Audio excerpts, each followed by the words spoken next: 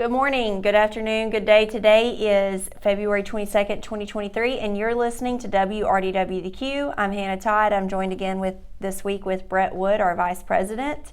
And Brett, welcome back. Thanks for having me back. This is kind of a quick turnaround, but glad to be here.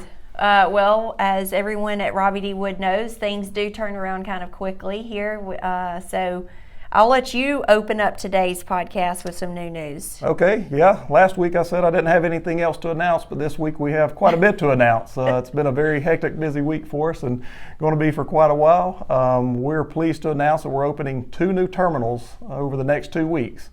It's going to be a lot on everyone, so we appreciate all your patience through the growing pains here, but the timing's right, the opportunities are right, so we're real excited to do that. We have 2 different locations coming online. One's going to be back in Atlanta. As some of you know, we closed in 2019, but we're starting that back up with some timing issues and other situations in the past. We felt that was a good market, just not the right timing. We have a new terminal manager there named Lee Ting. Very excited to have him. He's got a great background, a great reputation, been doing tankers for over 20 years. So we're excited to see what he can do there. He seems like a good fit for our company. Spent a lot of time with him. Also, we're going to open up a Mobile number 2, which is going to be titled North Mobile. We're going to have Clint Cornett as our new terminal manager down there. I do want to clarify that this will not be any change to the current Mobile terminal. Everything will remain the same. This is just in addition to, there's some more opportunities that we feel we can add Clint and really grow some different locations in addition to Mobile. So don't want the rumor mill going out there that we're changing terminal managers, anything like that. Richard will still be down there. Clint will be a complete addition. So great background and reputation with Clint as well. Both Clint and Lee seem to be very comparable in a lot of ways, been doing it a long time. A good following, great reputation with customers. A lot of our co-workers have worked with them in the past, so really excited to see what they can do. Look forward to growing with them. And so both of these terminals will be for the chemical product division. That is correct. They're both chemical product tankers. A lot of them will be owner-operators to start off with. We will continue to incorporate our company vehicles as we can and get more equipment. Of course, we're still trying to grow all of our other terminals as well. So right. Trying to navigate that process is going to be a challenge, but it's one we're excited about trying to accomplish, and we know that we have the right people that can make it happen. And you mentioned about nothing changing in Mobile. Do y'all anticipate any drivers shifting terminals, so to speak? Like, let's say, for example, our Georgia-based drivers who may be on Mobile or Wilmington's load board right now? So not initially, that's not the intention. There's a couple drivers that are currently at Mobile that will probably move to North Mobile. That's already predetermined, but we're not looking to really change anyone else at this time. As we get more business established, we'll look if those options come up where it makes more sense for maybe a regional or dedicated type lane.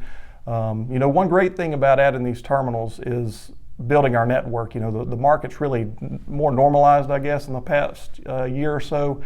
So rates aren't quite as great as they were. Some of the reloading is more challenging. So we're landing in a lot of these markets and situations where we need more freight. So this gives us more opportunity to keep you guys loaded, generate more revenue. And at the end of the day, that's what our primary goal is to do, is to get you drivers more take-home pay, keep you sitting less. And we think this will really help everyone in the chemical product division.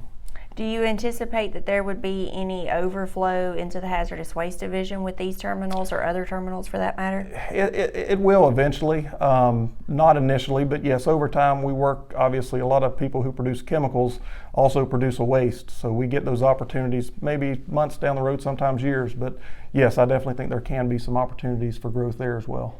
And do we know about how many drivers we're wanting to add initially to both locations? Just as fast as we can get the customer base to come online. We have a pretty aggressive plan. We're hoping to get 15 drivers pretty quick at each terminal. Obviously, our goal is to get to 30. I don't know if that'll be 1 year, 2 years, or 6 months. We'll just go as fast as the equipment availability and the customer base will get on board. We have a lot of positive reinforcement from our customers and some drivers already committed to come on board. Plus, with your great recruiting efforts. Hopefully we Sure, can yeah. expedite that. So yeah, all hands on deck. Okay, cool. Speaking of changes, we mentioned last week our safety rating and some of the things that we had implemented, or rather Eddie, our safety director, has implemented to continue to decrease our CSA scores and our driver basics. Do you want to discuss some changes we've had there? Yes, we've done quite a bit to improve our CSA, have everything on the right track. Unfortunately, the past month, in 11 days, we had 9 incidents. 7 of those were not our fault at all. Unfortunately, they still go on our CSA. So our CSA, what we expected to be completely under all categories next month, is likely going to skyrocket for that 1 month in the crash category. So disappointing for that. Again, 7 of these were not even our fault. The other 2 were not a malicious situation, but just an unfortunate situation for the drivers. A lot of that we've been exonerated, thankfully, through our video cameras. So some guys who were a little bit unhappy about the video camera once this happened was actually called and said this was the greatest thing ever. So he was very vocal about not enjoying having that in his tractor for a while. Okay. But that being said, we will be able to data queue 7 of these items. We feel confident we'll get off the next month. So we're still putting great efforts out there. We're still seeing a lot of positive coming from our crash, and you guys have been doing great. Please continue to follow at a safe distance, pay attention to your surroundings. Again, a lot of these were other four-wheelers coming into us, so just try to keep out and be the best defensive driver you can be. And piggybacking on last week's episode and then something else that you mentioned a few minutes ago, equipment. I know that trucks and trailers are our biggest holdback as far as growth. So how is adding these 2 terminals, even though it will be owner-operator, so predominantly independent contractors, equipment for tractors, how is this going to affect our trailer pool? Yeah, it's going to be a challenge. We have committed to X number of trailers each year, especially for chemical product growth. We're doubling that this year initially. So that's one way, and then obviously we do still have a lot of rental opportunities out there, surprisingly. We have a couple different mediums that we're exploring. Feel really good about one, and then we have a backup plan in case we need more than that. So initially, I feel really good about us being able to get equipment there. Plus, some of our other terminals are still needing some equipment.